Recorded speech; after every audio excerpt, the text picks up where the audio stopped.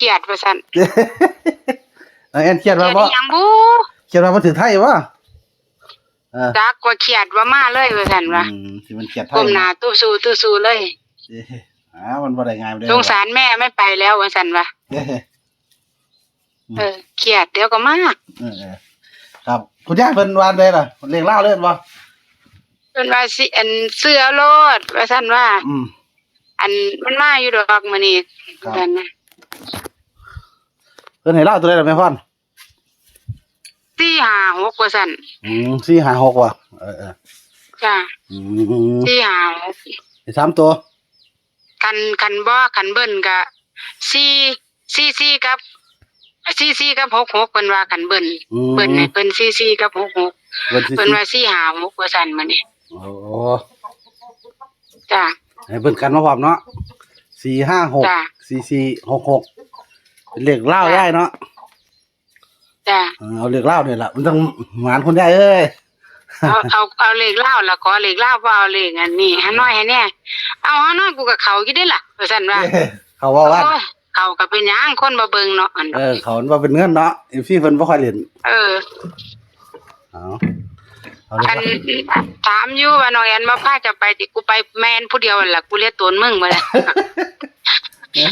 ไปก็ไปเอามาผิดๆถือๆโอ้ยดอกลงยามใดก็บ่เข้าดอกผู้เฒ่าเนาะเอาเดี๋ยวเราก็เอาให้เฮาได้ก็ละยายเอาลองเบิ่งเนาะจ้ะเรื่องงามแต่มันเจ้าดันคักนี่เนาะหั่นดอกอันหลานก็บ่ไปนำเพิ่นว่าไปเลยโกรธอยู่พะนะโกรธอีหยังอีกบ่บ่ถึงแม่เด้แม่ซื้อบ่ถึกติอันจักคนผู้นี้เขียดไว้คือหยังนี่เขียดไว้ลูกสาวเขียดไว้ค่ะเขียดไว้หายง่ายแต่ว่าเดี๋ยวก็นั่นเขียดดูๆได้แม่หั่นดอกมันดวงซั่นมีลูกหลานเอ้ยดวงมีก็ได้เนาะดวงอย่าของมันมีสิเอาอีหยังมากมายหยังแม่ว่าเดี๋ยวใจเย็นๆก็ยังว่าใจเย็นๆอยู่ซื่อๆนั่นเป็นหยังนั้นดอกอันถ้าปิดโรงเรียนอยู่นี่ก็จะประชุมหัวกันแล้วโอ้ครับจ้ะเอาแค่นี้ล่ะครับผมขอบคุณหลายๆแม่พรจ้ะค่ะครับสวัสดีครับจ้าเลขมันสิเข้าแค่2ตัวเด้มื้อเว้นข่อยนอนอยู่อั่นเพิ่นว่าซื้อแล้วอันคันคือก็มาให้กินเหล้านำแหน่มื้ออื่นว่าซั่นว่า039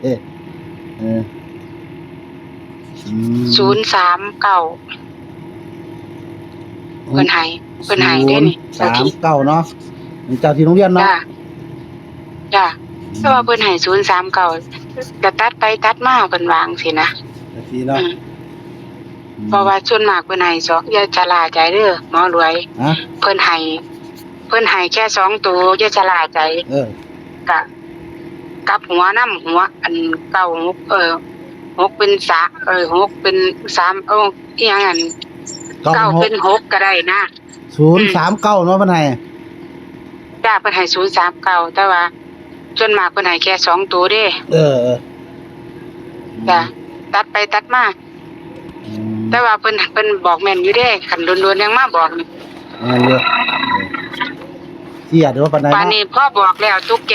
บอกแล้วตุ๊กแกตกมาอ่ะ9เที่ยแม่มื้อนี้ก็วันพระซ้ำเด้มื้อนี้ฮะวันพระซ้ำบ่เจ้ตุ๊กแกก็ห้อง9เที่ย